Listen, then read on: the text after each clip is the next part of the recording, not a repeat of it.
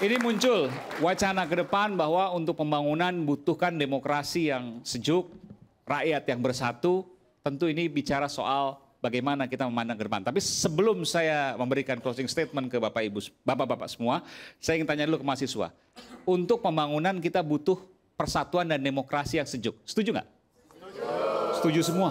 Setuju semua. Ya itu kayak lembaga survei.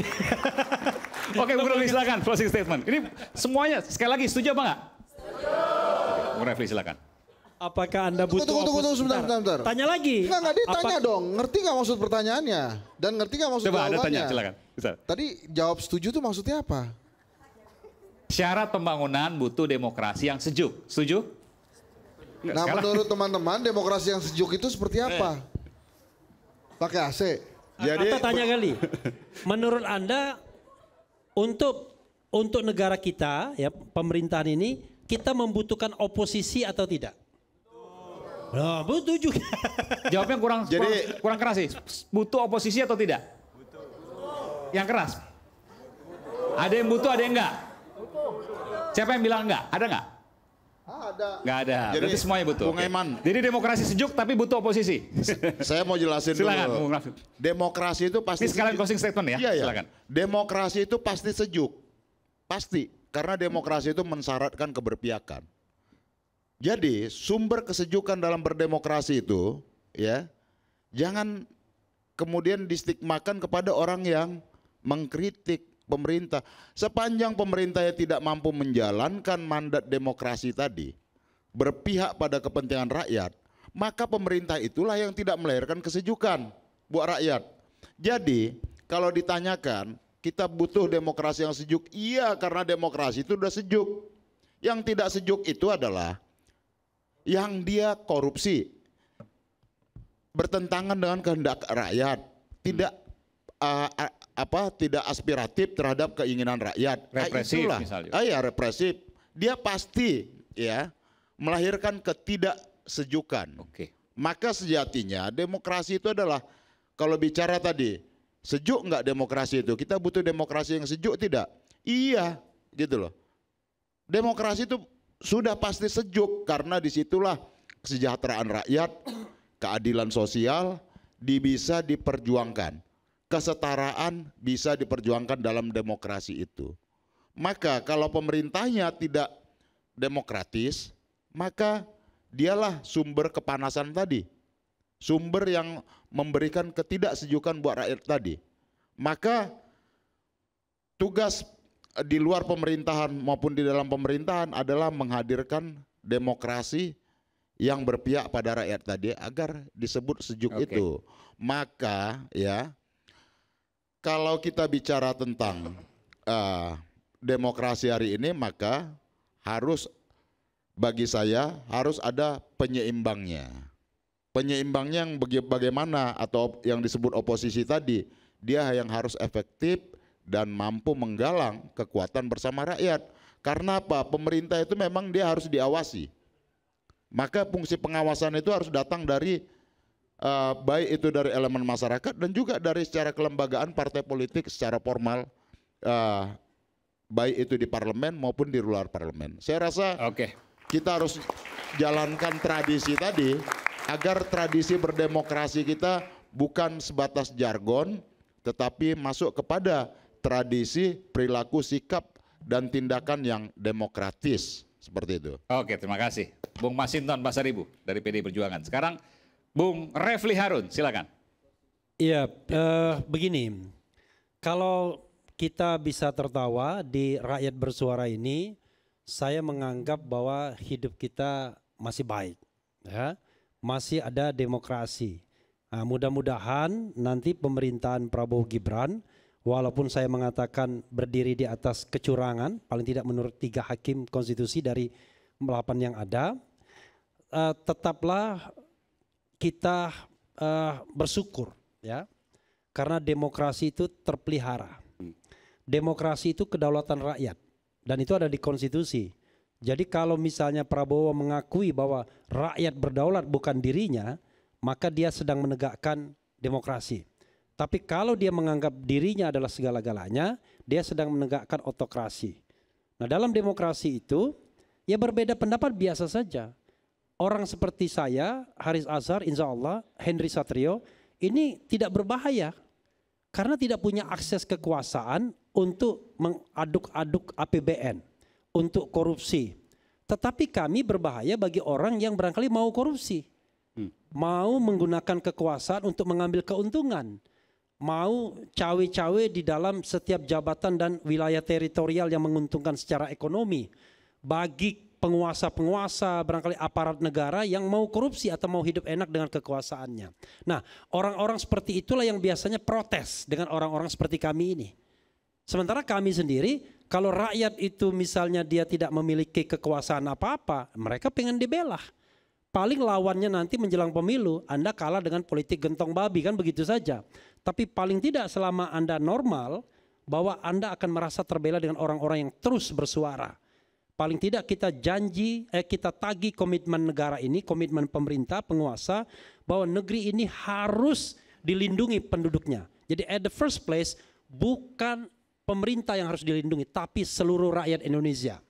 At the first place, yang harus disejahterakan bukan pejabat dan penguasa, tapi seluruh rakyat Indonesia.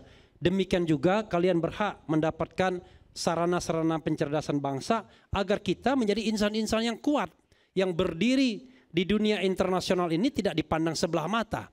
Karena itulah ke depan nanti kita akan ukur apakah pemerintahan Prabowo Gibran ini mampu menjalankan amanat tersebut. Nanti kita ada indikatornya dari Freedom House, bagaimana kemerdekaan berpendapat, bagaimana indeks persepsi korupsi, bagaimana konstitusi dijalankan, bagaimana rule of law dijalankan. Dan itu semua secara statistikal nanti akan ketahuan apakah pemerintah yang 58% konon katanya dipilih oleh rakyat tersebut, pemerintah yang jujur dan aman atau tidak. Atau sebaliknya, kita akan menghadapi pemerintahan yang otoriter, demokrasi yang regresif, dan akhirnya kita jatuh dalam sebuah kubangan negara gagal. Mudah-mudahan tidak demikian, mudah-mudahan kita salah, mudah-mudahan Refli Harun salah, tapi kita akan saksikan bersama-sama mulai 20 Oktober sampai kemudian 5 tahun pemerintahan. Insya Allah. Bung Hensat, silakan. Ya, saya ingin menyampaikan 3 poin lah. Yang pertama, saya ingin memberikan kesempatan kepada Pak Prabowo untuk membuktikan bahwa memang dia adalah presiden terbaik yang dimiliki oleh Indonesia. Seperti yang dia sampaikan pada saat pidato penetapan pemenang pemilu di KPU waktu itu. Kemudian yang kedua, saya juga ingin memberikan kesempatan kepada Pak Prabowo bahwa dia memang presiden ke-8, bukan presiden ke-7 extension. Ya, jadi memang benar-benar independen sebagai presiden ke-8. Nah, yang ketiga, oleh karena itu, dalam rangka meneruskan apa yang disampaikan oleh Bung Refli Harun tentang presiden yang amanah, jujur, dan lain-lain itu, akan sangat baik dia segera mundur dari jabatan Menteri Pertahanan. Supaya dalam mempersiapkan pemerintahan selanjutnya, dia bisa mencontohkan ke rakyat bahwa dia memang serius dan fokus untuk membawa rakyat Indonesia di kehidupan yang lebih baik. Nanti dibacanya lain dong, oh ada perpecahan dengan Pak Jokowi, rame lagi. Ya itu 2 hal yang berbeda, itu adalah topik yang bagus untuk rakyat bersuara. Ya enggak, ya? Tapi yang ingin saya sampaikan adalah pada saat dia memutuskan untuk mengundurkan diri sebagai Menteri Pertahanan, dia bisa terbebas dari tuduhan-tuduhan penggunaan ya fasilitas negara untuk hal-hal yang bersifat bukan dalam rangka pemerintahan saat ini. Dia bisa membuktikan bahwa dia amanah, dan yang paling penting adalah dia bisa membuktikan ke rakyat bahwa dia serius, bahwa jabatan presiden jauh lebih penting dibandingkan jabatan Menteri Pertahanan. Sama dengan wakilnya, bahwa jabatan wakil presiden itu lebih penting ketimbang jabatan sebagai wali kota. Kalau itu saja masih ragu-ragu, saya akan minta tolong orang dalam untuk berbisik kepada Pak Prabowo. Saya nggak nyebut nama loh, dia geleng-geleng. Tapi tadi usulan bagus, jadi seharusnya Pak Prabowo, Mas Gibran itu mundur dari jauh-jauh hari untuk mempersiapkan pemerintahan transisi. Sekaligus closing statement, Babe. Bismillahirrahmanirrahim. Saya tentu tidak dalam kapasitas untuk mengomentari apa yang Bung Hensat katakan dan juga yang lain. Tapi di komentar juga apa-apa, Pak? Bukan dalam kapasitas itu, bukan dalam posisi itu. Yang saya ingin highlight dalam closing statement ini adalah ketika teman-teman tadi berkata di offline tadi tentang makan siang gratis yang kemudian diamini tidak dibutuhkan untuk anak-anak mahasiswa. Memang bukan itu programnya. Jangan lupa, kalau cuma lihat satu sisi seperti itu, maka kita nggak akan lihat kesempurnaan dan kebaikan-kebaikan program itu. Untuk para mahasiswa, tagihlah. Ada 19 juta lapangan kerja yang akan dibuka setelah Pak Prabowo terpilih sebagai presiden. Itu ditagih, silahkan. Itu ada dalam program beliau. Jadi makan siang gratis bukan untuk para mahasiswa tentunya. Ya, untuk daerah, untuk orang-orang yang sangat membutuhkan yang sudah diriset sejak lama. Tapi ada Pak Presiden almarhum Presiden Soeharto sudah mencanangkan itu loh. Sejak tahun 80, sejak tahun 80 gitu. Sebentar, boleh tanya nggak, Be? Nggak jadi closing statement ini. Nanti ditambahin.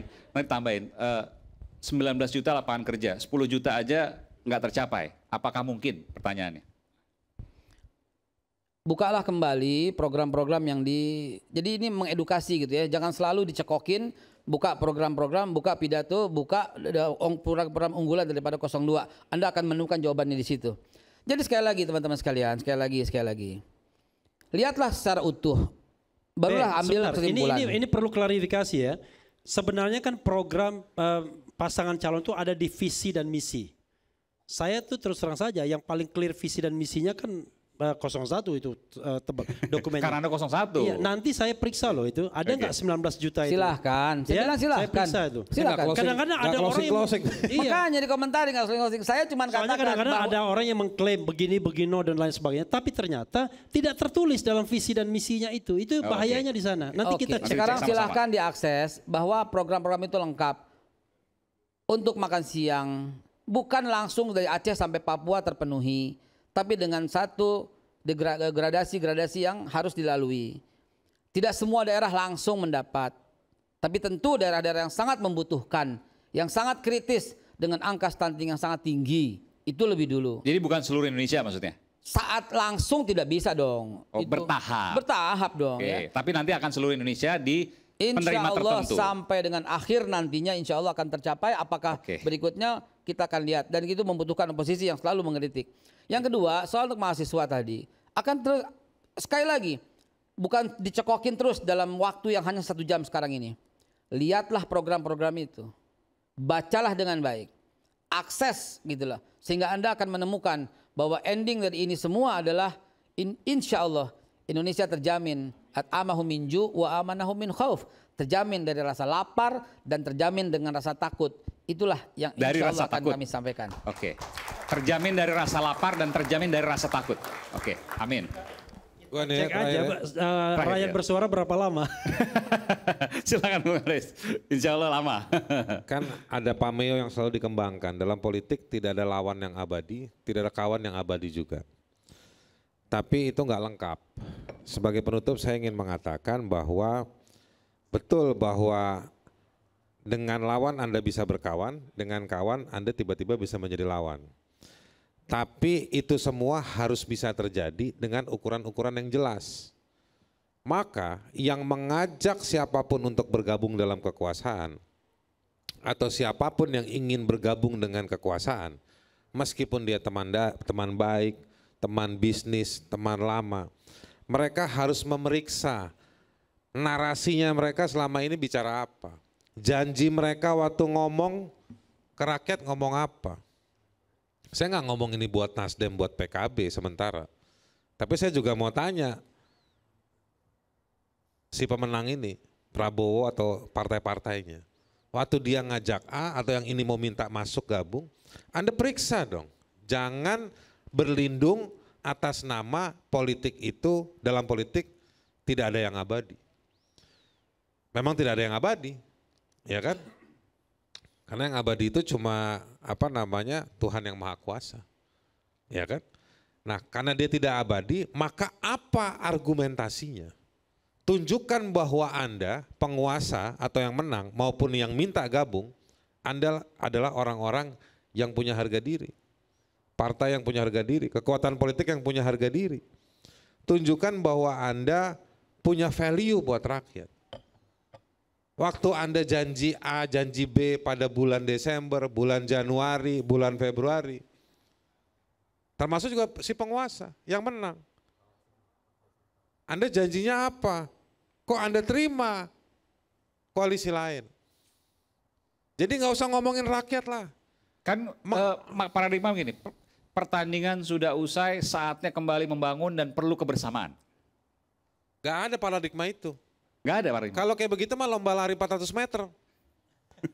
Itu bukan pemilu. Kalau mau tanggapan boleh loh, silakan. Iya. Apalagi mau ditanggapin, udah bener saya omong. Saya berikan kesempatan Nabe. Biar imbang dulu, biar walaupun closing statement. Dia ngutip Ibnu Arabi di buku ke-7. Nah, buku 1 sampai buku 6 ngomong sama nggak soal integritas, soal jangan bohong. Buka dong bab soal jangan bohong di Ibnu Arabi. Jadi bicarakan itu. Jangan berlindung di dalam politik tidak ada lawan, tidak ada kawan. Ini saatnya membangun, kita bersatu. No, itu eufemistik, penghalusan bahasa. Periksa, jangan kita dilaporkan ke polisi hanya gara-gara kita mengkritik kalimat tersebut. Jangan kita diprotes gara-gara kita mengeluarkan kalimat tersebut. Tapi periksa kandungannya. Apa turunannya? Nah itu yang saya mau bilang tadi. Ayo coba Prabowo, Surya Paloh, siapa lagi? Mohaimin Iskandar, ya kan? Atau juga di sekitarnya Prabowo tuh kan ada SBY, ada Zulkifli Hasan, Erlangga. Tunjukin, ya kan? Tunjukkan pada rakyat, pada dunia, tunjukkan pada diri sendiri apa yang ente semua pada ngomong, ya kan? Sekarang dijalankan enggak? Jangan berlindung pada kita butuh persatuan. Misalnya apa yang udah diomongin apa misalnya? Ya waktu dia kampanye, waktu debat kan di YouTube banyak. Kan jejak digital pasti tersimpan, iya. Dan itu pasti akan ditagih. Jangan itu semua dilupakan atas nama saatnya membangun, saatnya bersatu. No. Emang kalau orang nggak gabung, terus negeri ini jadi bubar? Enggak dong. Enak aja bikin definisi kayak gitu, nggak ada kayak gitu. Jadi saya penting nih ya, saya ingin berbagi apa yang saya pikirkan untuk menuntut, meminta, menagih. Apa yang kalian sudah pikirkan, ya itu gunakan hari ini, jangan berlindung atas nama persatuan, atas nama dalam politik lawan bisa jadi kawan. Terima kasih.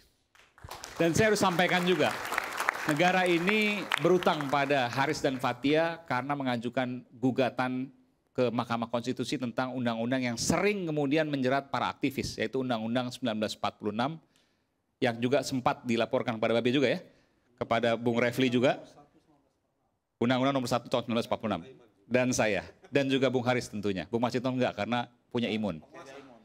Bung Hensat hampir karena di sebelah saya waktu itu. Tapi sekali lagi, demokrasi harus terus tumbuh, demokrasi tidak boleh runtuh, dan oleh karena kita harus menjaga sama-sama. Dan Bung Haris dan Fathia tentu ini menjadi sebuah pergerakan baru yang kemudian mewaraskan demokrasi Indonesia. Dan bukan berarti tidak bersatu ketika kemudian berbeda pandangan, tapi tetap bersatu dalam kebangsaan. Itu yang perlu kita jaga. Rakyat bersuara tetap mengudara, itu indikator menurut Bung Refli. Amin, saya doakan itu untuk kemudian akan ada, meskipun tidak ada yang abadi. Hanya Tuhan yang abadi, kita percaya. Sampai bertemu, rakyat bersuara berikutnya. Saya Aiman Wicaksono undur diri. Terima kasih, sampai jumpa. Salam sejahtera. Assalamualaikum warahmatullahi wabarakatuh.